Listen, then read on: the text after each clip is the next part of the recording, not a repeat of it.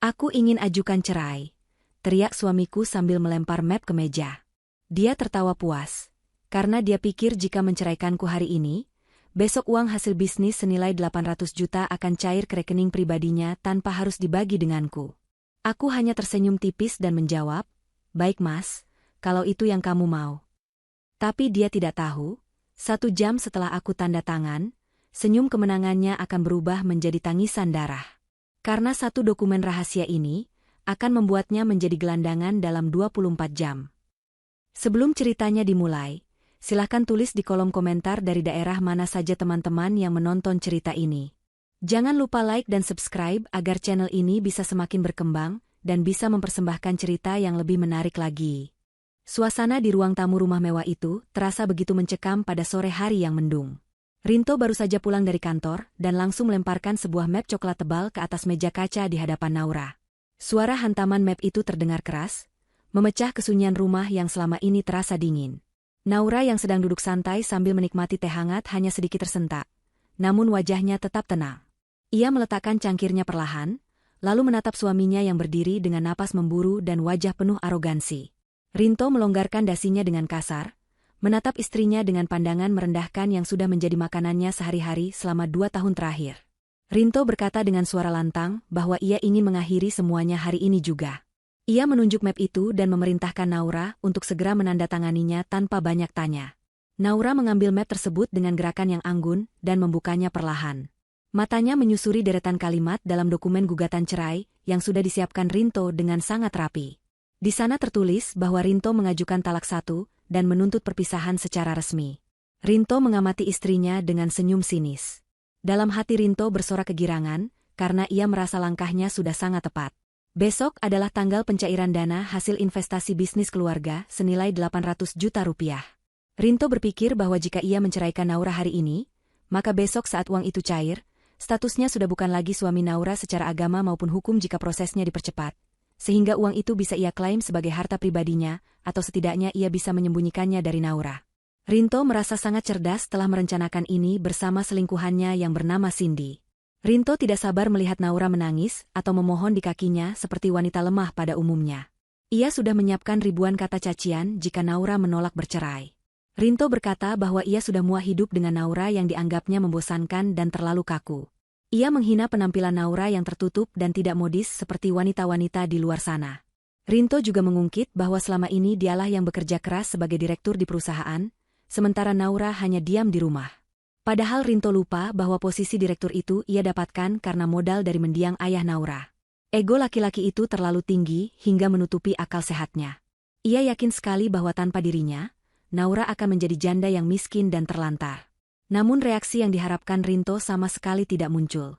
Naura tidak meneteskan air mata sedikit pun.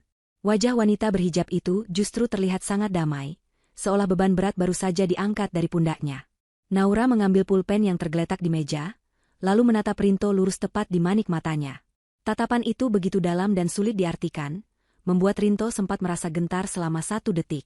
Naura bertanya dengan suara pelan namun tegas, apakah Rinto yakin dengan keputusan ini, dan tidak akan menyesalinya di kemudian hari. Pertanyaan itu terdengar sederhana, namun nada bicara Naura menyeratkan sebuah peringatan halus yang gagal ditangkap oleh Rinto. Rinto tertawa meremehkan mendengar pertanyaan itu. Ia menjawab dengan angkuh bahwa satu-satunya penyesalannya adalah kenapa tidak menceraikan Naura sejak dulu. Ia mendesak Naura untuk cepat tanda tangan agar ia bisa segera bebas. Rinto membayangkan hidup barunya yang gemerlap bersama Cindy dan uang 800 juta yang akan masuk rekening besok pagi. Baginya, Naura hanyalah penghalang untuk kebahagiaannya. Rinto bahkan berkata bahwa ia tidak akan memberikan sepeser pun harta Gonogini, karena ia menganggap semua harta yang ada sekarang adalah hasil keringatnya sendiri. Tanpa berdebat lagi, Naura menggoreskan tanda tangannya di atas materai. Suara goresan pena itu terdengar nyaring di telinga Rinto, bagaikan musik kemenangan. Setelah selesai, Naura menutup map itu dan mendorongnya kembali ke arah Rinto. Naura tersenyum tipis, sebuah senyuman yang misterius dan penuh arti. Ia berkata baiklah kalau itu yang Rinto mau, maka ia akan mengabulkannya. Naura mengucapkan kalimat itu dengan nada yang sangat ringan, seolah ia baru saja menyetujui pesanan makanan, bukan perceraian yang menghancurkan rumah tangga. Rinto segera menyambar map itu dan memeluknya seolah itu adalah trofi kemenangan. Rinto merasa di atas angin. Ia mengejek Naura sebagai wanita bodoh yang mau saja dicerai tanpa perlawanan. Ia berpikir Naura terlalu naif dan tidak paham hukum sehingga tidak menuntut apa-apa. Rinto lantas bergegas menuju kamarnya untuk mengemas beberapa barang, berniat untuk merayakan malam ini di luar. Ia tidak menyadari bahwa Naura masih duduk di sofa yang sama, kembali menyesap tehnya dengan tenang. Naura melirik jam dinding yang berdetak konstan. Ia tahu bahwa 1 jam lagi akan ada tamu yang datang. Tamu yang akan mengubah senyum kemenangan di wajah Rinto menjadi tangisan darah. Naura bergumam pelan pada dirinya sendiri, bahwa permainan yang sebenarnya baru saja dimulai. Setelah mengamankan surat cerai yang sudah ditandatangani Naura, Rinto segera masuk ke kamar dan mengunci pintu. Ia langsung mengambil ponselnya dan menghubungi Cindy. Nada sambung berbunyi beberapa kali sebelum akhirnya suara manja Cindy terdengar di seberang sana. Dengan penuh semangat, Rinto mengabarkan bahwa Naura sudah menandatangani surat itu tanpa perlawanan sedikitpun. Cindy di ujung telepon berteriak kegirangan. Mereka berdua tertawa lepas, membayangkan masa depan yang indah. Rinto berjanji akan menjemput Cindy malam ini untuk makan malam romantis di restoran termahal di kota sebagai perayaan awal. Cindy mengingatkan Rinto tentang uang 800 juta yang akan cair besok. Rinto dengan sombong menjamin bahwa uang itu aman dan akan menjadi modal mereka untuk membeli rumah baru dan mobil sport yang sudah lama diimpikan Cindy. Tak lama kemudian, pintu kamar Rinto diketuk dari luar. Ternyata itu adalah Ibu Imah, ibu kandung Rinto yang tinggal bersama mereka. Wanita parubaya itu masuk dengan wajah penasaran. Rinto memamerkan map coklat itu kepada ibunya. Ibu Imah langsung memeluk anaknya dengan bangga. Sejak awal pernikahan, Ibu Imah memang tidak pernah menyukai Naura. Baginya, Naura terlalu pelit karena sering mengatur keuangan rumah tangga dengan ketat, sehingga Ibu Imah tidak bisa berfoya-foya sesuka hati. Ibu Imah berkata bahwa akhirnya Rinto sadar dan membuang istri yang tidak berguna itu. Ibu Imah juga sudah membayangkan akan mendapatkan bagian dari uang 800 juta itu untuk membeli perhiasan emas dan merenovasi rumahnya di kampung agar bisa pamer kepada tetangga. Rinto dan Ibu Imah kemudian keluar menuju ruang tengah. Mereka melihat Naura masih duduk di sana, seolah tidak terjadi apa-apa. Rinto merasa risih melihat ketenangan Naura. Ia sengaja membesarkan volume suaranya saat berbicara dengan ibunya, membahas rencana liburan ke luar negeri bulan depan. Tujuannya jelas untuk memanas-manasi Naura. Rinto ingin melihat Naura hancur, menangis, atau marah. Namun Naura tetap diam, sibuk dengan majalah bisnis yang sedang dibacanya. Sikap acuh tak acuh Naura membuat Rinto kesal. Ia mendekati Naura dan berkata bahwa Naura harus segera angkat kaki dari rumah ini setelah uang cair besok. Karena rumah ini adalah rumah dinas direktur dan Naura sudah bukan istri direktur lagi. Tepat saat Rinto menyelesaikan kalimat hinaannya, bel rumah berbunyi nyaring.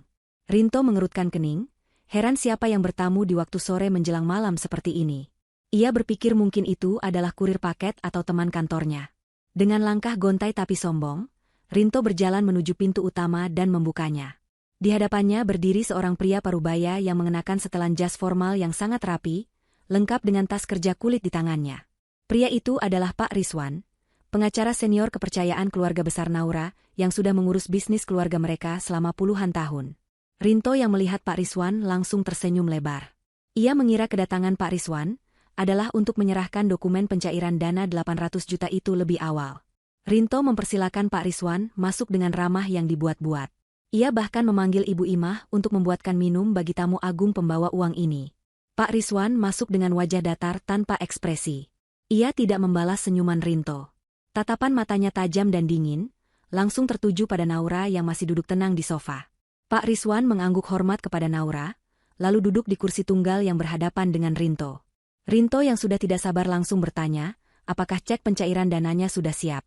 Ia berkata bahwa ia siap menandatangani kwitansi penerimaan sekarang juga. Ibu Imah datang membawa minuman dengan wajah berseri-seri, matanya berbinar melihat tas kulit yang dibawa Pak Rizwan, mengira isinya adalah tumpukan uang. Namun, Pak Rizwan tidak menyentuh minuman itu. Ia meletakkan tasnya di meja, membukanya perlahan, dan mengeluarkan sebuah dokumen tebal berlabel Perjanjian Kerjasama Investasi Keluarga. Pak Rizwan memulai pembicaraan dengan suara berat dan berwibawa. Ia bertanya untuk memastikan apakah benar Rinto baru saja menjatuhkan talak dan menyepakati perceraian dengan Naura hari ini.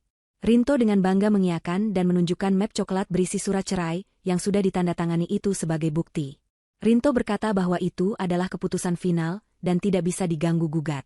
Pak Rizwan mengangguk pelan, lalu berkata bahwa kedatangannya bukan untuk menyerahkan uang, melainkan untuk membacakan konsekuensi hukum atas tindakan Rinto tersebut berdasarkan kontrak yang pernah ditandatangani Rinto 5 tahun lalu. Rinto mulai merasa ada yang tidak beres. Jantungnya berdegup lebih kencang saat melihat ekspresi Pak Rizwan yang begitu serius. Pak Rizwan membuka halaman 20 dari dokumen itu dan mulai membaca dengan lantang. Ia membacakan pasal tentang pembagian hasil usaha. Di sana tertulis jelas bahwa pencairan dana dividen atau bagi hasil senilai 800 juta rupiah hanya dapat diberikan kepada pihak kedua, yaitu Rinto, apabila status pernikahannya dengan pemilik modal utama, yaitu Naura, masih utuh dan harmonis saat dana dicairkan. Wajah Rinto yang tadinya merah padam karena kegirangan mendadak berubah menjadi pucat pasi. Ia ternganga, mencoba mencerna kalimat itu. Pak Rizwan melanjutkan bacaannya tanpa memberi jeda bagi Rinto untuk menyela. Ia membacakan klausul selanjutnya yang lebih mematikan.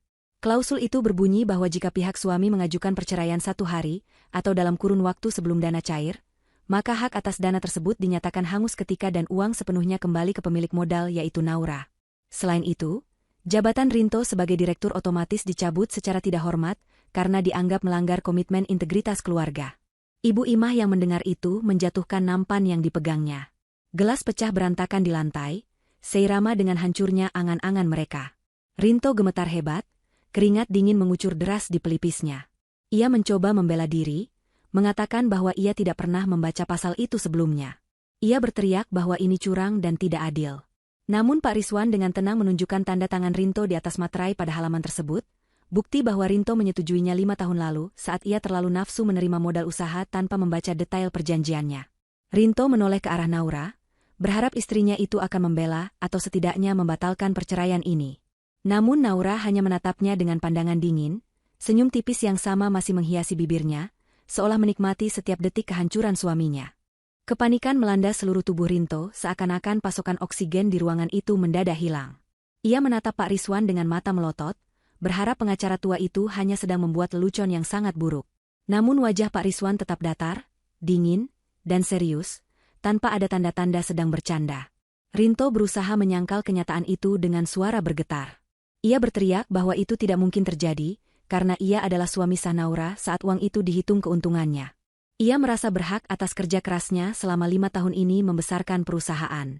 Rinto mulai mengoceh tidak karuan, menyalahkan Naura yang dianggapnya sengaja menjebaknya. Ia menuduh Naura sebagai istri licik yang memanipulasi dokumen. Padahal, dokumen itu murni dibuat untuk melindungi aset warisan ayah Naura dari pihak luar yang tidak bertanggung jawab, dan Rinto sendiri yang meremehkan isinya dulu. Pak Rizwan tidak mempedulikan amukan Rinto. Dengan gerakan tenang, ia membalik halaman dokumen itu ke bagian selanjutnya. Suara kertas yang dibalik terdengar sangat menyakitkan di telinga Rinto. Pak Rizwan kembali berbicara, kali ini nadanya lebih menekan. Ia berkata bahwa berita buruknya belum selesai. Selain pembatalan pencairan dana 800 juta rupiah, ada klausul tambahan mengenai fasilitas perusahaan.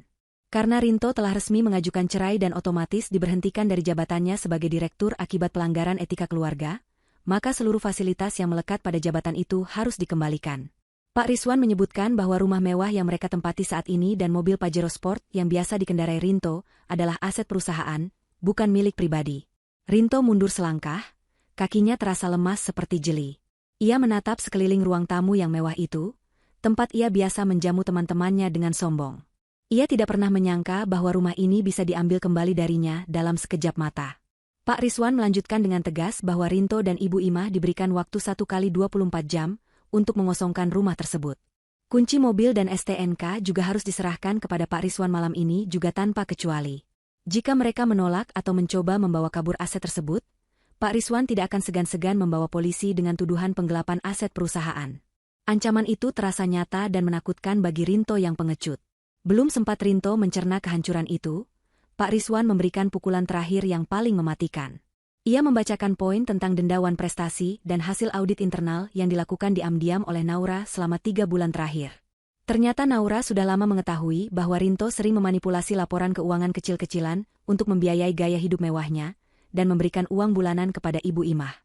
Dalam perjanjian tertulis bahwa jika terjadi pemutusan kerjasama secara tidak hormat, maka pihak kedua wajib mengganti seluruh kerugian yang tercatat dalam audit. Pak Rizwan menyebutkan angka 200 juta rupiah sebagai total kerugian yang harus diganti tunai oleh Rinto. Jika tidak dibayar dalam tempo 1 bulan, maka Rinto akan digugat secara pidana atas tuduhan korupsi dana perusahaan. Mendengar angka 200 juta rupiah yang kini menjadi utangnya, bukan miliknya, Rinto langsung jatuh berlutut di lantai. Dunianya runtuh seketika.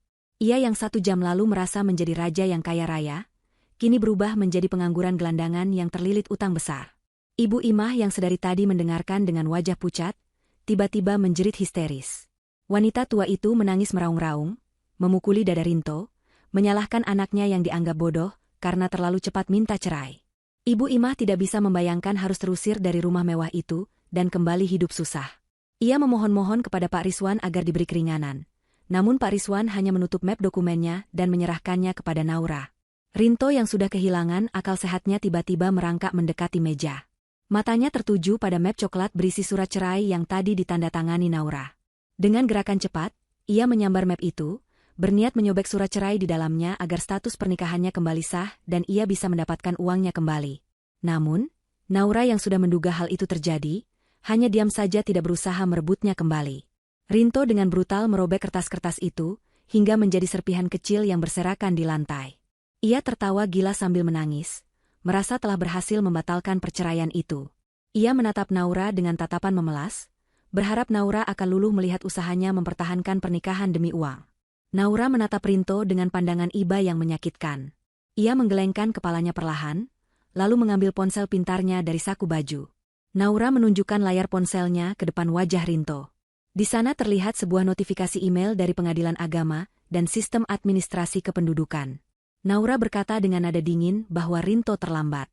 Segera setelah Rinto keluar kamar tadi, Naura sudah memindai dokumen itu dan pengacaranya yang lain sudah mendaftarkannya secara daring ke Sistem Pengadilan Agama. Berkas aslinya memang ada di tangan Rinto, tapi salinan digital yang sah secara hukum sudah masuk ke sistem negara 15 menit yang lalu. Robekan kertas di lantai itu tidak ada artinya lagi. Talak sudah jatuh. Gugatan sudah masuk, dan perjanjian kontrak investasi sudah aktif secara otomatis detik itu juga.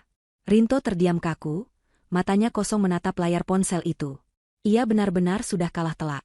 Suasana hening yang mencekam menyelimuti ruangan itu setelah Pak Rizwan pamit undur diri.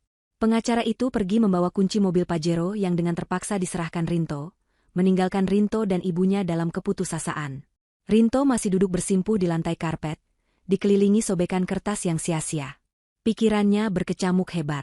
Bayangan uang 800 juta yang melayang, rumah yang harus dikosongkan besok, dan utang 200 juta yang menanti, membuat kepalanya serasa mau pecah. Ia menatap Naura yang kini berdiri dan merapikan jilbabnya, bersiap masuk ke kamar utamanya. Dengan sisa tenaga dan harga diri yang sudah hancur lebur, Rinto merangkak mendekati kaki Naura. Ia memeluk kaki wanita yang baru saja diceraikannya itu dengan erat. Rinto menangis terseduh-seduh, air matanya membasahi pakaian Naura. Ia mulai meracau memohon ampun. Rinto bersumpah bahwa ia hilaf dan digoda setan. Ia berjanji akan berubah menjadi suami yang baik, penurut, dan tidak akan pernah selingkuh lagi asalkan Naura mau mencabut gugatan cerai itu dan membatalkan denda perusahaan. Rinto bahkan rela bersujud mencium kaki Naura, sesuatu yang tidak pernah ia lakukan seumur hidupnya. Ia menggunakan segala kata manis yang dulu pernah ia gunakan untuk merayu Naura saat pertama kali melamar kerja. Namun Naura tidak bergeming. Hatinya yang dulu lembut kini telah membeku karena pengkhianatan yang berulang. Ia menatap ubun-ubun Rinto dengan tatapan jijik. Naura teringat bagaimana Rinto menghinanya 1 jam yang lalu, bagaimana suaminya itu dengan bangga akan pergi bersama wanita lain. Naura menghentakkan kakinya hingga pegangan Rinto terlepas. Ia berkata dengan suara yang menusuk tulang bahwa kesempatan itu sudah habis. Naura menegaskan bahwa ia bukan lagi istri Rinto, melainkan mantan atasan yang sedang menagih utang.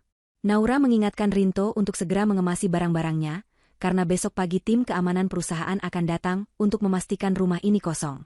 Naura lalu melangkah pergi masuk ke kamarnya dan mengunci pintu, meninggalkan Rinto yang meraung memanggil namanya. Di tengah keputusasaan itu, Rinto teringat pada Cindy. Ia merogoh sakunya dan mengambil ponsel dengan tangan gemetar.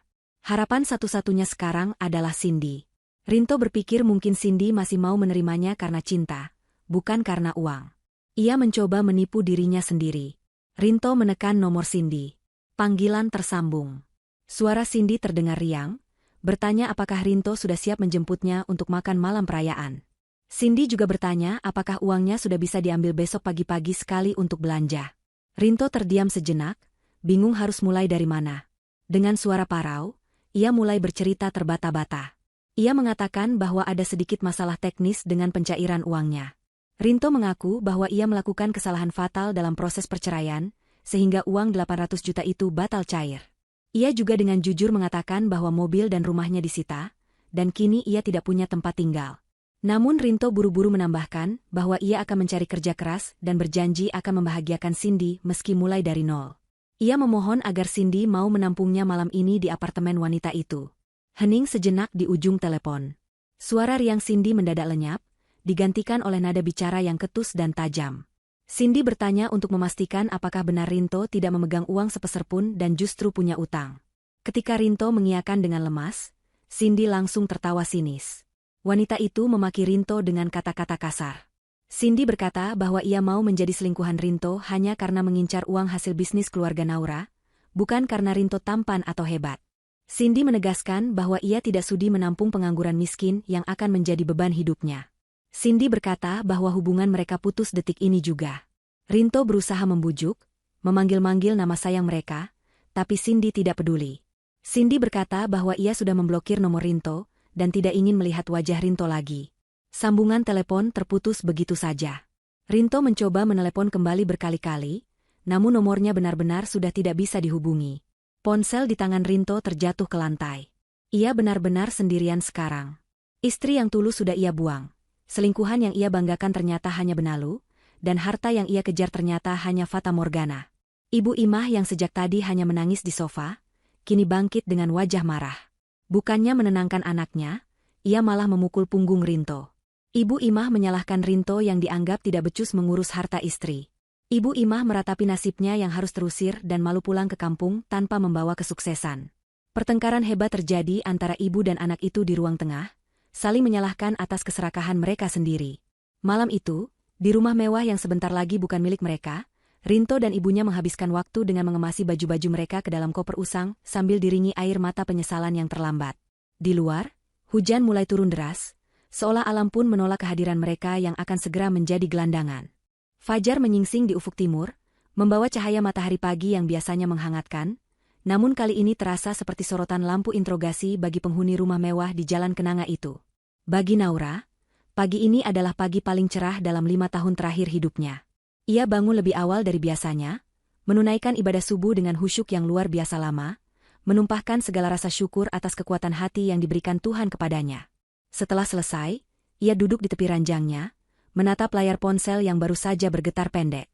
Sebuah notifikasi dari bank muncul di layar. Angka 800 juta rupiah, hasil pembagian keuntungan investasi bisnis keluarga periode 5 tahunan, telah resmi masuk rekening pribadinya.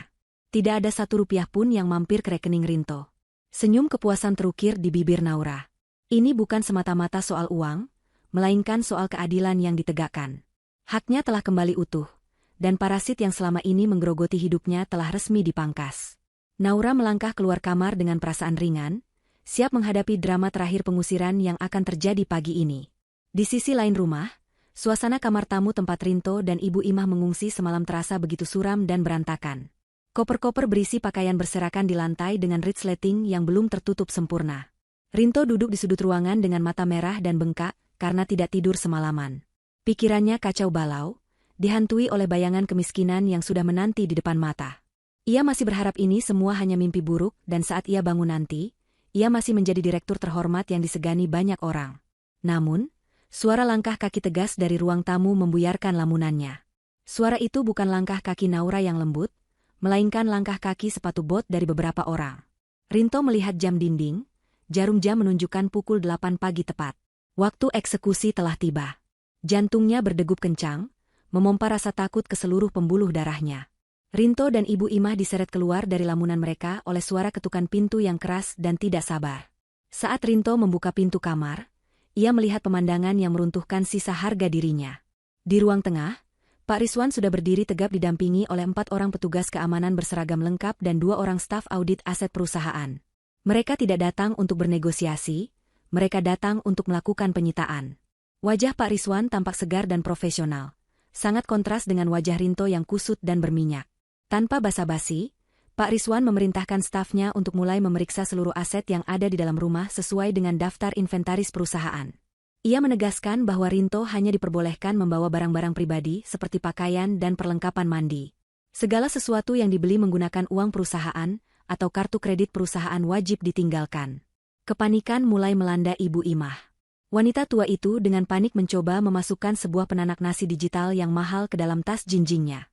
Ia juga berusaha menyelipkan beberapa toples kristal hiasan meja ke dalam tumpukan baju. Namun, mata jeli salah satu staf audit menangkap basah tindakannya. Staf itu dengan sopan namun tegas meminta Ibu Imah untuk mengeluarkan barang-barang tersebut, karena itu tercatat sebagai aset dekorasi rumah dinas direksi. Ibu Imah berteriak marah, ia memaki-maki staf tersebut sebagai maling yang tidak punya hati. Ia bersikeras bahwa barang-barang itu adalah miliknya karena ia yang memilihnya di toko. Keributan itu memancing Naura keluar dari kamarnya. Naura berdiri di lantai atas, memandang ke bawah layaknya seorang ratu yang sedang melihat rakyat jelata yang membangkang. Dengan suara tenang yang menggema di seluruh ruangan, Naura menjelaskan bahwa semua perabot itu dibeli menggunakan tagihan perusahaan yang selama ini diklaim Rinto sebagai biaya operasional kantor, jadi secara hukum itu adalah milik perusahaan, bukan milik pribadi Ibu Imah. Rinto yang merasa malu setengah mati mencoba menenangkan ibunya, namun ia sendiri juga tidak luput dari pemeriksaan. Tas kerjanya diperiksa, dan laptop keluaran terbaru yang ada di dalamnya disita oleh staf IT karena mengandung data perusahaan. Bahkan jam tangan mewah yang melingkar di pergelangan tangan Rinto diminta untuk dilepas karena faktanya jam itu dibeli sebagai hadiah relasi bisnis, menggunakan dana kantor 2 tahun lalu. Rinto merasa seperti ditelanjangi di rumahnya sendiri. Setiap barang mewah yang ia banggakan satu persatu dilucuti darinya, menyisakan dirinya yang hanya seorang lelaki biasa tanpa atribut kekayaan. Ia mencoba melirik Naura, memohon belas kasihan lewat tatapan matanya, berharap ada sisa cinta yang bisa menyelamatkannya dari kehinaan ini. Tapi Naura hanya menatapnya datar, seolah Rinto adalah orang asing yang tidak pernah berbagi tempat tidur dengannya. Proses pengosongan rumah itu berlangsung cepat dan menyakitkan. Dalam waktu kurang dari 1 jam, semua barang pribadi Rinto dan ibunya sudah menumpuk di teras depan. Rumah itu kini kembali rapi, bersih dari jejak-jejak Rinto, siap untuk memulai babak baru. Pak Rizwan menyerahkan sebuah amplop kepada Rinto. Dengan tangan gemetar, Rinto menerimanya, berharap itu adalah pesangon atau uang kerahiman. Namun saat dibuka, isinya adalah tagihan rinci atas kerusakan beberapa perabot dan biaya pembersihan yang akan ditambahkan ke dalam utang 200 juta yang sudah ada. Rinto meremas kertas itu dengan geram, tapi ia tidak bisa berbuat apa-apa. Pak Rizwan menunjuk ke arah gerbang, memberitahu bahwa taksi daring yang dipesan oleh perusahaan untuk mengantar mereka pergi sudah menunggu di depan. Pak Rizwan menambahkan dengan nada sinis bahwa biaya taksi itu adalah fasilitas terakhir yang diberikan perusahaan secara cuma-cuma, jadi sebaiknya Rinto bersyukur. Drama belum berakhir di situ. Saat Rinto dan Ibu Imah menyeret koper-koper berat mereka keluar dari pintu utama, tetangga sekitar mulai berdatangan. Suara teriakan Ibu Imah tadi, rupanya memancing rasa penasaran warga kompleks perumahan elit tersebut. Mereka berdiri di balik pagar rumah masing-masing, berbisik-bisik sambil menunjuk ke arah Rinto. Gosip tentang perselingkuhan Rinto dan kesombongannya memang sudah lama beredar, dan hari ini adalah puncak pembuktian dari semua desas-desus itu. Rinto menundukkan kepalanya dalam-dalam, berusaha menyembunyikan wajahnya dari tatapan mencemooh para tetangga yang dulu sering ia pamerkan kekayaan. Ia merasa kerdil, hina, dan tidak berharga. Langkah kakinya terasa berat saat melewati taman depan yang dulu sering ia banggakan sebagai simbol kesuksesannya. Sebelum Rinto masuk ke dalam mobil taksi yang sudah menunggu, Naura berjalan mendekat hingga ke ambang pintu teras. Ia tidak turun ke halaman, tetap menjaga jarak yang menyimbolkan perbedaan status mereka sekarang. Naura memanggil nama Rinto pelan. Rinto menoleh, secercah harapan bodoh muncul di hatinya. Namun Naura hanya berkata singkat, memberikan pesan terakhir yang menohok. Naura mengatakan agar Rinto tidak perlu repot-repot datang ke kantor untuk mengambil barang-barang yang tertinggal di meja kerjanya, karena Satpam sudah membuang semuanya ke tempat sampah pagi ini, sesuai prosedur pembersihan hama perusahaan. Kalimat itu diucapkan tanpa emosi, datar, namun tajam menghujam ulu hati Rinto. Pintu taksi tertutup, memisahkan dunia Rinto yang hancur dengan dunia Naura yang gemilang. Dari balik kaca jendela mobil yang mulai bergerak menjauh, Rinto melihat Naura masih berdiri di sana, disinari matahari pagi, tampak begitu bercahaya dan kuat. Di samping Naura, Pak Rizwan tampak membungkuk hormat, menyerahkan kunci rumah yang sudah diganti gemboknya. Pemandangan itu semakin menyiksa batin Rinto. Ia sadar sepenuhnya bahwa ia baru saja membuang berlian demi memungut kerikil, dan sekarang kerikil itu pun hilang, menyisakan debu yang pedih di matanya. Mobil taksi membawa mereka keluar dari gerbang kompleks perumahan elit itu, meninggalkan segala kemewahan yang pernah Rinto nikmati, menuju masa depan yang gelap dan tidak pasti. Ibu Imah di sampingnya terus menangis meratapi nasib. Suara tangisannya memenuhi kabin mobil yang sempit, menambah beban di kepala Rinto yang rasanya ingin meledak. Perjalanan di dalam taksi daring itu terasa seperti perjalanan menuju neraka bagi Rinto. Suasana di dalam mobil begitu tegang dan sesak oleh emosi negatif. Ibu Imah tidak henti-hentinya mengoceh, menyalahkan Rinto atas segala kemalangan yang menimpa mereka. Ia mengungkit-ungkit betapa bodohnya Rinto yang terburu-buru menceraikan Naura sebelum uang cair. Ibu Imah juga menyalahkan Rinto yang tidak bisa membujuk Naura. Kata-kata ibunya seperti silet yang menyayat telinga Rinto, membuatnya semakin frustrasi. Rinto mencoba membela diri, berteriak agar ibunya diam karena kepalanya sakit, namun itu justru membuat pertengkaran mereka semakin hebat. Sopir taksi yang mengemudi di depan hanya bisa diam, sesekali melirik lewat kaca spion dengan tatapan risih, ingin segera menurunkan penumpang yang berisik ini. Tujuan mereka saat ini tidak jelas. Rinto hanya meminta sopir untuk mengantar mereka ke sebuah hotel melati murah di pinggiran kota, tempat di mana sisa uang tunai di dompetnya masih cukup untuk membayar sewa kamar selama 2 atau 3 hari. Rinto tidak berani pulang ke kampung halamannya sekarang. Ia terlalu malu. Bagaimana ia bisa menjelaskan kepada kerabat di desa bahwa Rinto yang sukses, direktur perusahaan besar di kota, kini pulang sebagai pengangguran yang diusir istri dan terlilit utang? Harga dirinya yang setinggi langit tidak mengizinkannya untuk pulang dalam keadaan kalah.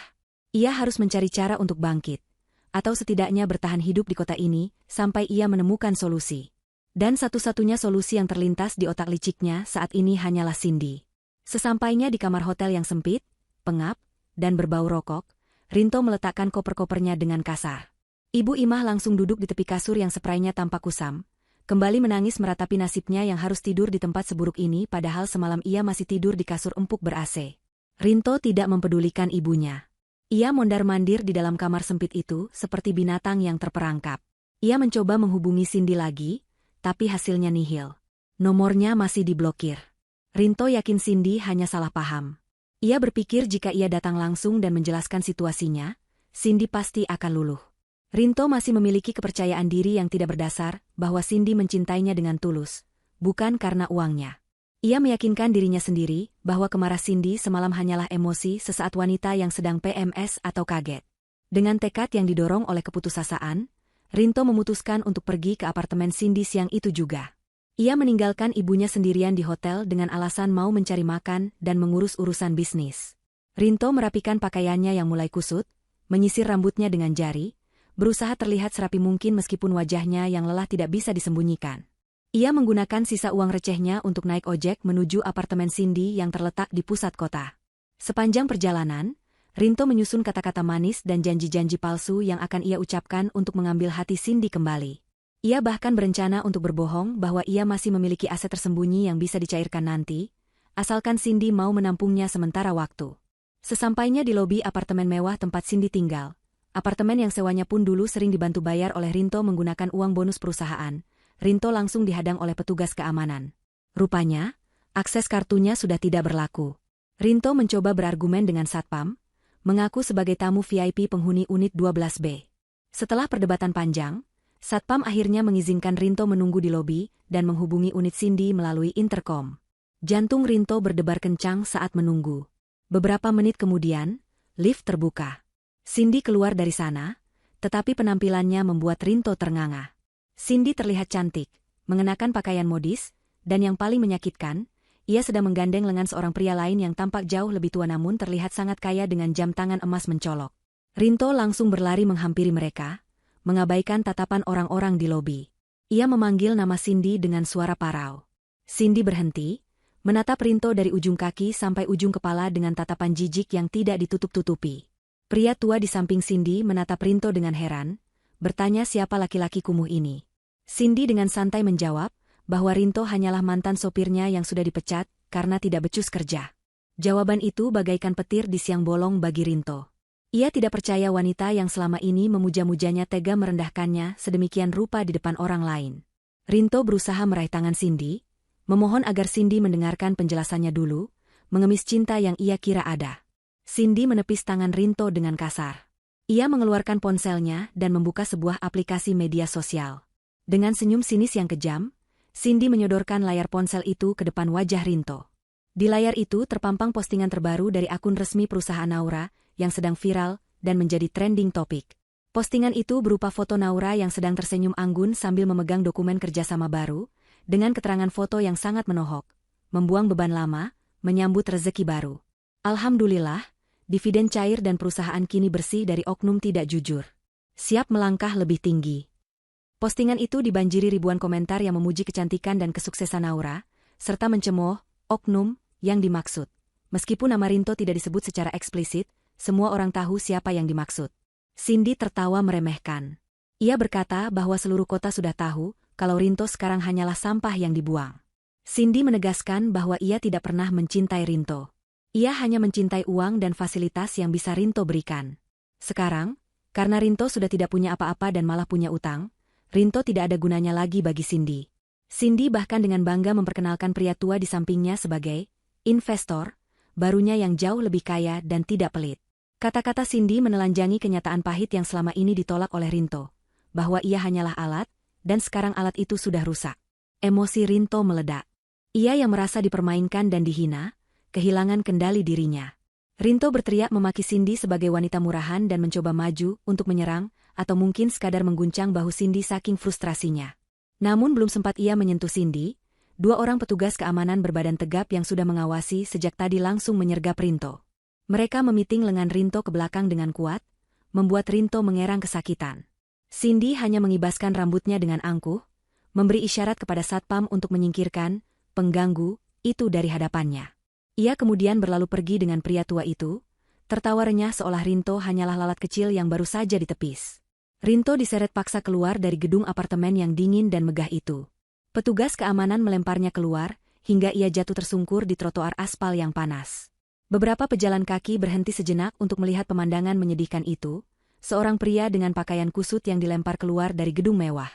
Rinto berusaha bangkit, lututnya terasa perih karena terparut aspal. Ia menatap gedung tinggi itu dengan pandangan nanar. Di sanalah ia menyadari bahwa topeng kehidupannya telah benar-benar hancur. Tidak ada lagi Rinto sang direktur. Tidak ada lagi Rinto sang suami idaman. Tidak ada lagi Rinto sang kekasih gelap. Yang tersisa hanyalah Rinto, seorang pecundang yang sendirian di pinggir jalan, dengan dompet kosong dan harga diri yang sudah mati. Matahari siang itu bersinar terik, membakar kulitnya, namun hatinya terasa beku, menggigil oleh ketakutan akan masa depan yang gelap gulita. Rinto berjalan gontai menyusuri lorong hotel melati yang remang-remang dan berbau apek itu. Setiap langkah kakinya terasa berat, seolah ada rantai besi yang membelenggu pergelangan kakinya. Bayang-bayang penghinaan yang baru saja ia terima dari Cindy, masih berputar-putar di kepalanya, seperti kaset rusak yang terus mengulang adegan menyakitkan. Ia membuka pintu kamar nomor 19 dengan kunci manual yang sudah agak macet. Suara engsel pintu yang berderit nyaring menyambut kedatangannya, seolah mengejek nasibnya yang kini serba sulit. Di dalam kamar sempit itu, Ibu Ima sedang duduk bersila di atas kasur tipis sambil memijat kakinya yang bengkak. Wajah ibunya tampak keruh, matanya sembab sisa menangis, dan begitu melihat Rinto masuk tanpa membawa kabar baik, raut wajah itu berubah menjadi topeng kemarahan.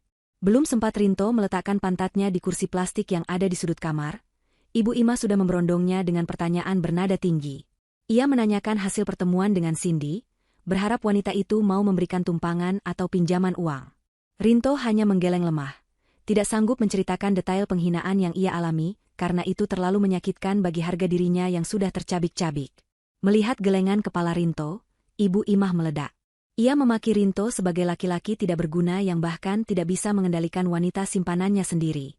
Ibu Imah meratapi nasibnya yang harus tidur di kasur keras yang membuat punggung tuanya sakit.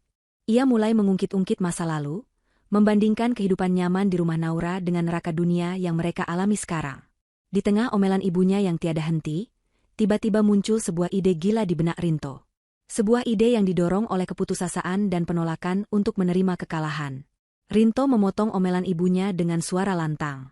Ia berkata bahwa mereka tidak boleh menyerah begitu saja. Rinto yakin bahwa Naura pasti melakukan kecurangan. Ia berpendapat bahwa dokumen perjanjian yang dibacakan Pak Rizwan waktu itu pasti cacat hukum atau dimanipulasi. Rinto berusaha meyakinkan ibunya bahwa mereka masih punya peluang untuk menuntut balik Naura. Jika mereka bisa membuktikan bahwa Naura menipu atau menekan Rinto saat penandatanganan kontrak dulu, mungkin mereka bisa membatalkan denda 200 juta itu, dan bahkan menuntut sebagian harta Gonogini. Mata Ibu Imah yang tadinya redup kini berbinar licik. Harapan semu kembali muncul. Ia setuju dengan rencana Rinto. Bagi Ibu Imah, Uang Naura adalah hak anaknya juga karena Rinto sudah bekerja di sana selama 5 tahun. Mereka pun menyusun rencana nekat. Dengan sisa uang tunai terakhir dan satu-satunya gelang emas yang masih tersisa di tangan Ibu Imah, gelang yang sengaja disembunyikan saat pemeriksaan aset, mereka memutuskan untuk menyewa pengacara.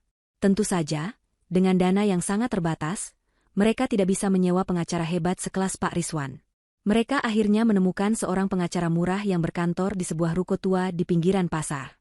Pengacara itu bernama Pak Dodi, seorang pria parubaya dengan setelan jas kedodoran dan gigi kuning akibat terlalu banyak merokok.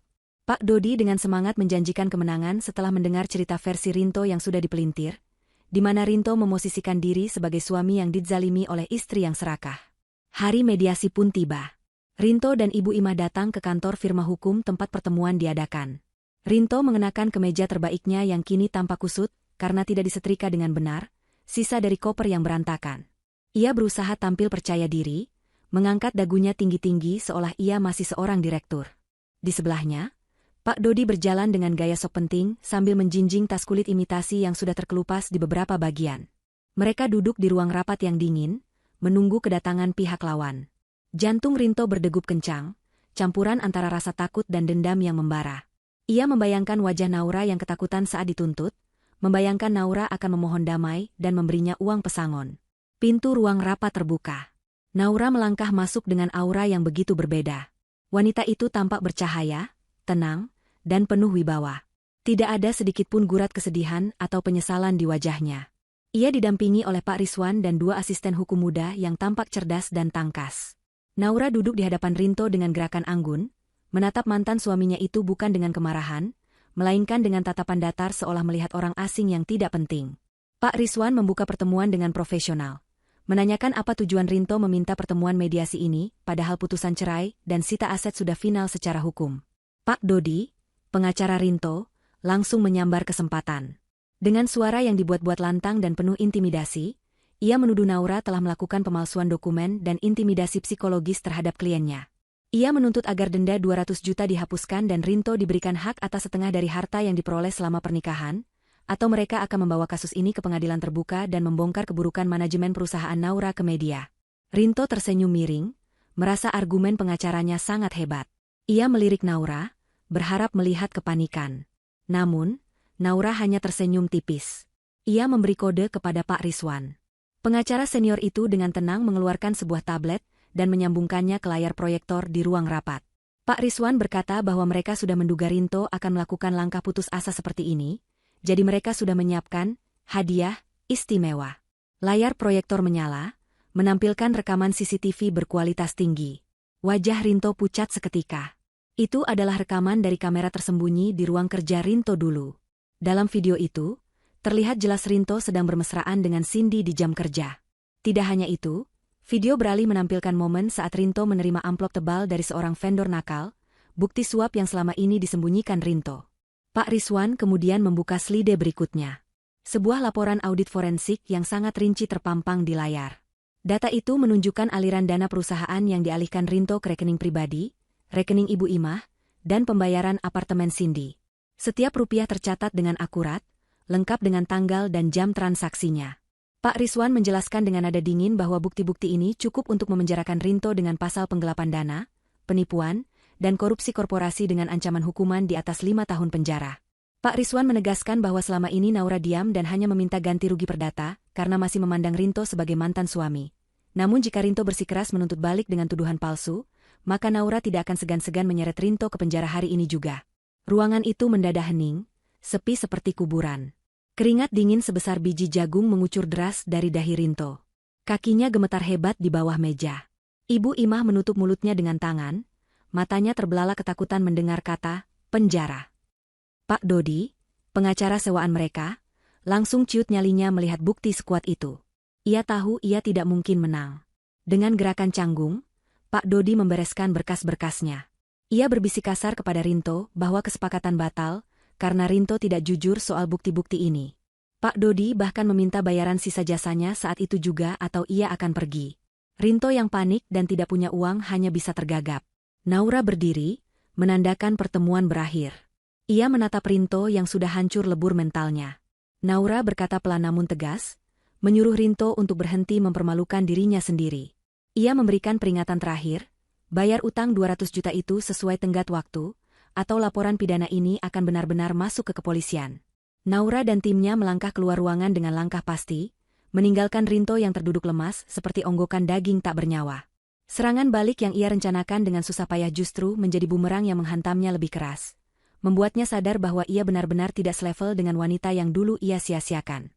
Hari-hari setelah mediasi yang gagal itu, terasa seperti neraka yang perlahan membakar sisa-sisa kewarasan Rinto. Uang hasil penjualan gelang emas Ibu Ima sudah habis tak bersisa, sebagian besar hangus untuk membayar uang muka pengacara Pak Dodi yang kabur, dan sisanya habis untuk biaya sewa hotel dan makan sehari-hari yang semakin menipis. Pihak hotel akhirnya mengusir mereka dengan tidak hormat, karena Rinto sudah menunggak pembayaran selama 2 hari. Dengan menanggung malu yang luar biasa, Rinto dan ibunya terpaksa pindah ke sebuah rumah kos petak yang sangat sempit di Gang Kumuh, jauh dari pusat kota. Kamar itu hanya berukuran 3 kali 3 meter, dengan dinding yang lembab dan kamar mandi luar yang harus dipakai bergantian dengan penghuni lain. Suara bising kendaraan dan teriakan tetangga menjadi musik pengantar tidur mereka setiap malam. Namun, penderitaan fisik akibat kemiskinan itu belum seberapa dibandingkan teror mental yang mulai berdatangan. Tenggat waktu pembayaran denda audit perusahaan senilai 200 juta rupiah semakin dekat. Karena Rinto tidak menunjukkan itikat baik untuk mencicil, sistem penagihan otomatis mulai bekerja. Surat peringatan hukum terus berdatangan ke alamat KTP lamanya yang kemudian diteruskan oleh pengurus RT ke nomor ponselnya. Tidak hanya itu, masalah baru muncul akibat kebodohan Rinto di masa lalu. Demi gaya hidup mewahnya bersama Cindy dulu, Rinto ternyata memiliki beberapa tagihan kartu kredit dan pinjaman daring yang selama ini ia bayar dengan cara gali lubang tutup lubang, menggunakan uang perusahaan.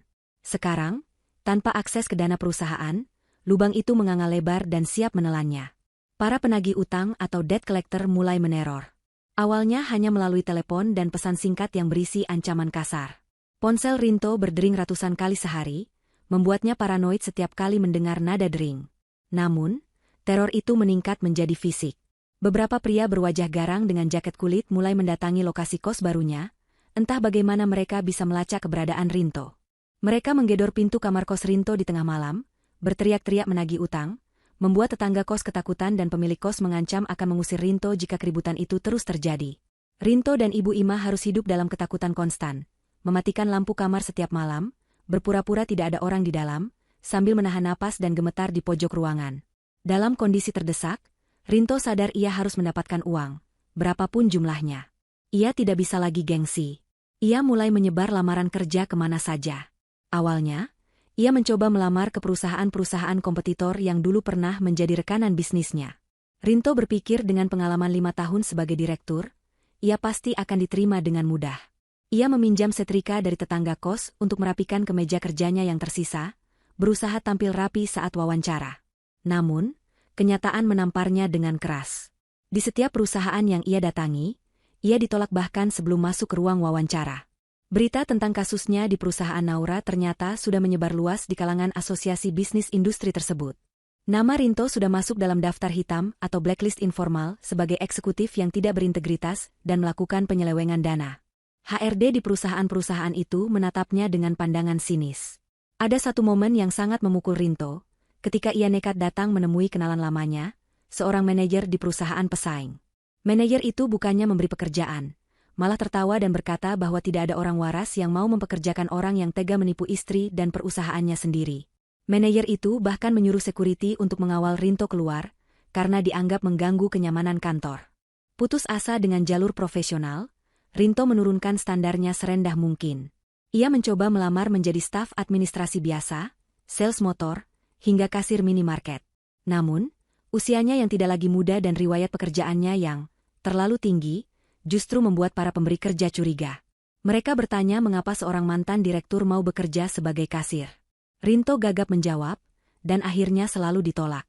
Uang di dompet tinggal lembaran ribuan yang lusuh. Perutnya sering berbunyi karena hanya makan nasi bungkus 1 kali sehari dibagi 2 dengan ibunya. Puncak keputusasaan Rinto terjadi ketika ia akhirnya menerima tawaran kerja sebagai kuli panggul harian di sebuah pasar induk yang becek dan bau. Tidak ada wawancara, tidak ada cek latar belakang, siapa kuat angkat barang, dia dapat upah. Rinto yang seumur hidupnya tidak pernah bekerja kasar, harus mengangkat karung-karung berisi sayuran dan beras yang beratnya puluhan kilogram. Bahunya terasa remuk, Telapak tangannya lecet dan melepuh, keringat bercucuran membasahi seluruh tubuhnya yang gemetar kelelahan. Para kuli lain yang berbadan kekar mengejeknya, karena Rinto bekerja terlalu lambat. Baru setengah hari bekerja, Rinto ambruk. Kakinya tidak kuat menopang beban karung bawang, ia terjatuh dan karung itu menimpa kakinya. Mandor pasar memarahinya habis-habisan dan mengusirnya tanpa memberi upah sepeser pun, menganggap Rinto hanya menghambat kerja tim. Rinto pulang ke kos dengan menyeret kakinya yang pincang, tubuhnya kotor penuh lumpur pasar, dan air mata yang bercampur keringat mengering di pipinya. Sesampainya di kos, ia mendapati pemandangan yang lebih memilukan. Ibu Imah terbaring lemah di atas kasur tipis, wajahnya pucat pasi, dan napasnya terdengar berat serta berbunyi. Stres berkepanjangan, kurang makan bergizi, dan lingkungan yang tidak sehat membuat kesehatan wanita tua itu ambruk. Ibu Imah mengeluh dada kirinya sakit dan kepalanya pusing berputar. Ia merintih memanggil nama Rinto, meminta obat atau dibawa ke dokter. Rinto memeriksa saku celananya, kosong melompong. Tidak ada uang sepeser pun. Ia memegang tangan ibunya yang dingin, rasa bersalah menghantam dadanya seperti palu godam. Ia sadar, keserakahannya tidak hanya menghancurkan dirinya sendiri, tapi juga membunuh ibunya secara perlahan. Rinto berlari keluar kamar, mengetuk pintu tetangga kos satu persatu, membuang semua harga dirinya untuk meminjam uang receh sekadar membeli obat warung atau bubur ayam. Namun para tetangga menutup pintu, mereka tahu Rinto sedang dikejar debt collector dan tidak mau terlibat masalah. Di tengah kepanikan itu, Rinto berjalan tanpa arah keluar gang menuju jalan raya. Di sana, di sebuah videotron besar di persimpangan jalan, ia melihat iklan profil perusahaan Naura. Wajah Naura terpampang besar, tersenyum cantik, terlihat begitu sukses dan bahagia. Kontras yang sangat tajam antara wajah berseri Naura di layar raksasa itu dengan wajah kotor dan putus asa Rinto di pinggir jalan, membuat dada Rinto sesak. Ia jatuh terduduk di trotoar, menangis meraung-raung di tengah keramaian kota yang tidak peduli. Ia sadar ia sudah jatuh ke dasar jurang yang paling dalam, dan tangga untuk naik kembali sudah ia bakar dengan tangannya sendiri. Kini, ia benar-benar sendirian, terhimpit utang, ibunya sekarat, dan tidak ada satupun pintu yang terbuka untuknya. Langit malam itu seolah turut menangis bersama nasib Rinto. Hujan deras mengguyur kota tanpa henti, menciptakan genangan air keruh di gang sempit tempat Rinto tinggal. Di dalam kamar kos yang lembab itu, suasana terasa mencekam. Ibu Imah terbaring kaku dengan napas yang terdengar seperti dengkuran kasar dan tidak beraturan. Matanya terbelalak namun pandangannya kosong menatap langit-langit kamar yang berjamur. Mulutnya miring ke satu sisi, dan air liur menetes tanpa bisa dikendalikan. Serangan itu datang tiba-tiba setelah Ibu Imah marah besar, karena Rinto pulang tanpa membawa uang sepeser pun. Tubuh rentanya ambruk ke lantai, dan sejak saat itu, separuh tubuhnya mati rasa. Rinto panik setengah mati. Ia berteriak memanggil tetangga, namun hujan deras meredam suaranya. Dengan sisa tenaga yang ada, Rinto memapah ibunya keluar, menerobos hujan, mencari pertolongan. Rinto berhasil membawa ibunya ke sebuah klinik kecil 24 jam di ujung jalan dengan menumpang becak yang melintas. Namun, sesampainya di sana, kenyataan pahit kembali menamparnya.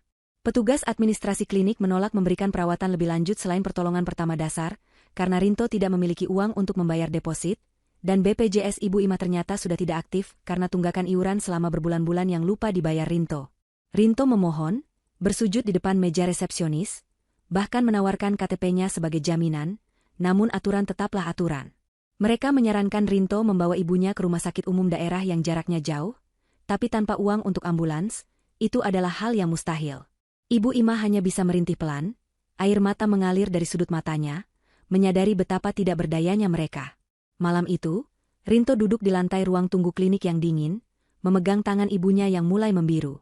Di titik terendah dalam hidupnya itulah, sisa-sisa ego dan kesombongan Rinto akhirnya hancur lebur menjadi debu. Ia sadar, tidak ada jalan lain. Ia harus membuang harga dirinya ke tempat sampah demi nyawa ibunya. Satu-satunya orang yang memiliki kemampuan finansial dan mungkin, hanya mungkin, masih memiliki sedikit rasa kemanusiaan adalah Naura. Rinto tahu ini adalah langkah yang sangat memalukan.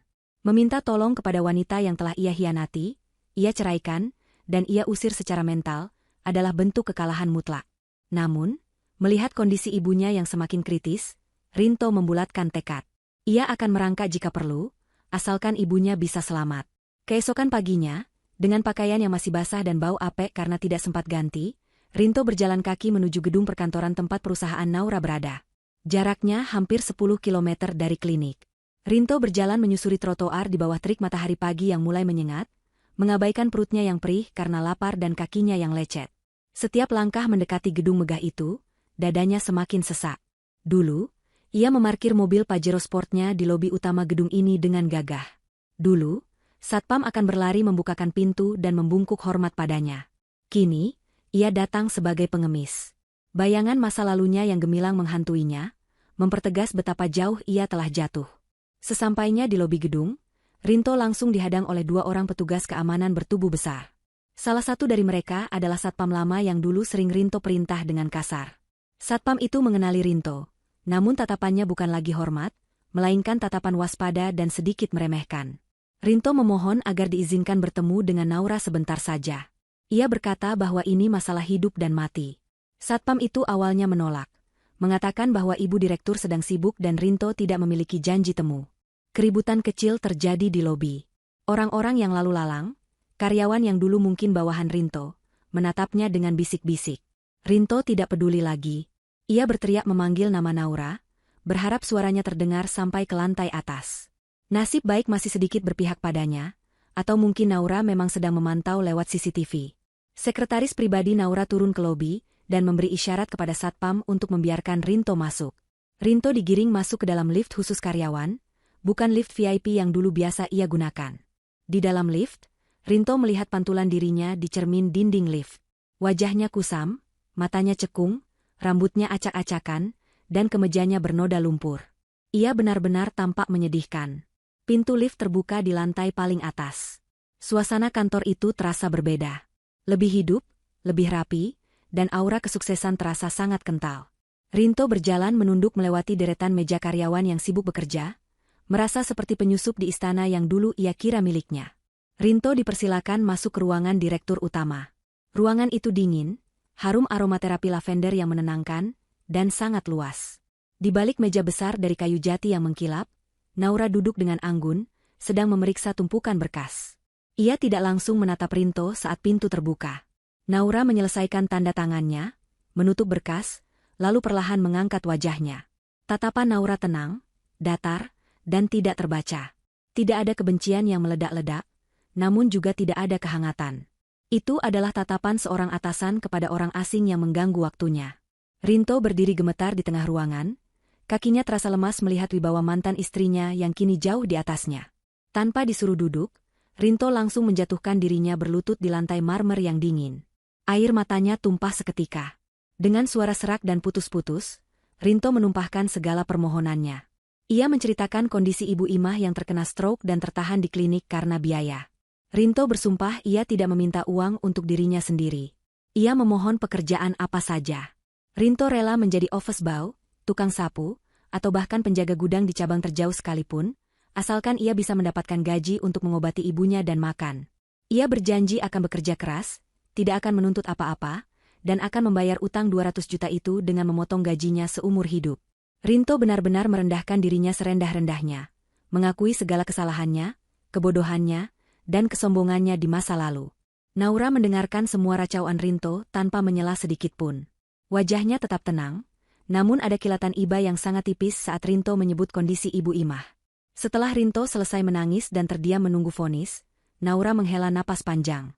Ia membuka laci mejanya dan mengeluarkan sebuah amplop coklat tebal yang sudah disiapkan. Naura berdiri, berjalan memutari meja, namun tetap menjaga jarak aman dari Rinto. Ia meletakkan amplop itu di atas meja tamu di dekat Rinto berlutut. Naura berkata dengan suara yang tegas namun tidak tinggi. Ia mengatakan bahwa ia sudah tahu kondisi Ibu Imah. Pihak rumah sakit ternyata sempat menghubungi nomor darurat yang tertera di data lama pasien, yang kebetulan masih nomor kantor ini. Naura memberitahu Rinto bahwa ia sudah melunasi semua biaya administrasi klinik dan biaya perawatan lanjutan untuk Ibu Imah di rumah sakit selama 3 hari ke depan. Rinto mendongak, matanya terbelalak tidak percaya. Rasa lega yang luar biasa membanjiri dadanya. Ia hendak bersujud mencium kaki Naura sebagai tanda terima kasih, namun Naura memundurkan langkahnya, menolak sentuhan itu dengan tegas. Naura mengangkat tangannya, memberi isyarat agar Rinto mendengarkan kelanjutannya. Naura berkata bahwa bantuan ini bukan karena ia masih peduli pada Rinto sebagai suami, melainkan murni sedekah kemanusiaan untuk mantan mertuanya yang sedang sakit keras. Naura menegaskan bahwa ia tidak bisa menerima Rinto bekerja di perusahaannya, di posisi apapun. Kehadiran Rinto hanya akan membawa aura negatif dan kenangan buruk bagi lingkungan kerja yang sudah ia bangun susah payah. Sebagai gantinya, Naura menunjuk amplop coklat itu. Di dalamnya, selain bukti pelunasan rumah sakit, terdapat 2 tiket bus eksekutif 1 kali jalan menuju desa asal Ibu Imah di Jawa Tengah, dan sejumlah uang tunai yang cukup untuk modal hidup sederhana di desa selama beberapa bulan pertama. Itu adalah tawaran terakhir sekaligus perintah pengusiran. Naura memberikan pilihan mutlak. Rinto harus membawa ibunya pulang ke desa setelah keluar dari rumah sakit, memulai hidup baru di sana sebagai petani atau apapun yang ia bisa, dan jangan pernah menginjakan kaki lagi di kota ini atau mencoba menghubungi Naura lagi. Jika Rinto setuju pergi, Naura akan menganggap lunas utang denda perusahaan 200 juta itu sebagai bentuk, pesangon, perpisahan abadi. Tapi jika Rinto menolak dan tetap berkeliaran di kota ini, proses hukum akan terus berjalan dan Rinto akan dipenjara. Rinto menatap amplop itu dengan tangan gemetar. Ia sadar ini adalah akhir dari segalanya. Mimpinya di kota ini sudah tamat. Dengan air mata bercucuran, Rinto mengambil amplop itu, mengangguk pelan, dan mengucapkan terima kasih dengan suara lirih.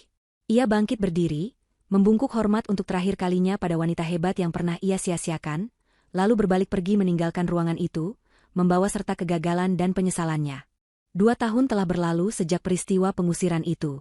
Waktu terus berjalan, membawa perubahan nasib yang sangat kontras bagi setiap tokoh yang terlibat dalam drama kehidupan tersebut. Di sebuah desa terpencil di Jawa Tengah, matahari siang bersinar terik membakar punggung seorang pria yang sedang mencangkul di sawah. Pria itu adalah Rinto. Kulitnya yang dulu putih bersih terawat khas orang kantoran, kini berubah menjadi hitam legam dan kasar terbakar matahari. Tubuhnya yang dulu agak buncit karena kemakmuran, kini kurus kering dengan otot-otot kawat yang terbentuk karena kerja paksa. Ia mengenakan kaos partai yang sudah lusuh dan caping bambu untuk melindunginya dari panas. Rinto berhenti sejenak, menyeka keringat yang bercucuran di dahinya dengan punggung tangan yang kapalan dan penuh luka gores. Kehidupan Rinto berubah 180 derajat. Ia kini hanyalah seorang buruh tani penggarap lahan orang lain. Penghasilannya tidak menentu, hanya cukup untuk makan sehari-hari dan membeli obat warung. Tidak ada lagi mobil mewah, tidak ada AC, tidak ada jas mahal. Setiap kali ia mengayunkan cangkul, bayangan masa lalunya di kantor ber-AC seringkali melintas, menyiksanya dengan rasa penyesalan yang tak berujung. Rinto menjadi pendiam, jarang bergaul dengan warga desa, karena ia masih memendam rasa malu yang mendalam. Para tetangga desa tahu bahwa ia adalah orang kota yang gagal, dan pulang kampung karena bangkrut, sebuah stigma sosial yang membuatnya selalu menundukkan kepala saat berpapasan dengan orang lain. Setiap sore, Rinto pulang ke rumah kayu peninggalan kakeknya yang sudah reot. Di dalam rumah yang beralaskan tanah itu, Ibu Imah duduk di kursi roda bekas yang dibeli Rinto dari pasar loak. Kondisi Ibu Imah pasca stroke tidak pernah pulih sepenuhnya. Separuh tubuhnya lumpuh, dan bicaranya pelos sulit dimengerti. Wajah Ibu Imah selalu tampak murung dan penuh penyesalan. Setiap kali melihat Rinto pulang dengan tubuh kotor dan membawa makanan seadanya, Ibu Imah akan menangis. Ia menyesali keserakahannya dulu. Ia sering bergumam menyebut nama Naura, merindukan menantu yang dulu ia benci namun ternyata adalah satu-satunya yang tulus merawatnya. Hubungan ibu dan anak itu kini diwarnai oleh keheningan yang menyedihkan, saling menatap dalam duka, menyadari bahwa mereka adalah arsitek dari kehancuran mereka sendiri. Karma telah datang dalam bentuk kesunyian dan kemiskinan yang menyiksa perlahan namun pasti. Di sisi lain, nasib Cindy, sang pelakor, juga tidak kalah tragis. Berita tentang Cindy sampai ke telinga Rinto melalui gosip para perantau yang pulang kampung saat lebaran. Ternyata, investor, tua yang dulu dibanggakan Cindy, adalah seorang penipu ulung yang menggunakan identitas palsu. Pria itu menguras tabungan Cindy, meminjam uang atas nama Cindy, lalu kabur meninggalkan Cindy dengan utang menumpuk. Cindy kini dikabarkan bekerja sebagai pemandu lagu di sebuah tempat karaoke pinggiran kota yang kumuh, kehilangan kecantikannya karena gaya hidup yang rusak dan stres berkepanjangan. Mendengar itu, Rinto tidak merasa senang ataupun sedih. Ia hanya merasa hampa. Menyadari betapa bodohnya ia dulu mengorbankan berlian demi wanita seperti itu. Sementara itu, ratusan kilometer jauhnya di ibu kota, suasana gemerlap sedang menyelimuti ballroom sebuah hotel bintang 5. Kilatan lampu kamera wartawan berkedip-kedip menyoroti panggung utama. Di sana, Naura berdiri tegak di balik podium, mengenakan busana muslimah modern yang sangat elegan berwarna emas lembut. Ia tersenyum cerah, memancarkan aura wanita sukses yang penuh percaya diri. Hari ini adalah hari peresmian ekspansi perusahaannya yang kini telah merambah ke pasar internasional. Naura baru saja memotong pita sebagai simbol pembukaan cabang baru di Singapura. Tepuk tangan meriah membahana dari para tamu undangan, mitra bisnis, dan karyawan yang mengaguminya. Setelah turun dari panggung, Naura disambut oleh Pak Rizwan yang kini sudah pensiun namun tetap hadir sebagai penasihat kehormatan. Di samping Pak Rizwan, berdiri seorang pria tegap berusia matang dengan senyum yang hangat dan tulus. Pria itu adalah Pak Adrian, mitra bisnis strategis Naura yang baru. Berbeda dengan Rinto yang manipulatif, Pak Adrian dikenal sebagai sosok yang jujur, religius, dan sangat menghargai kemampuan bisnis Naura. Interaksi mereka terlihat sopan namun menyiratkan kedekatan emosional yang sehat. Pak Adrian memberikan ucapan selamat dengan tatapan yang penuh kekaguman, bukan karena harta Naura, tapi karena ketangguhan karakter wanita itu.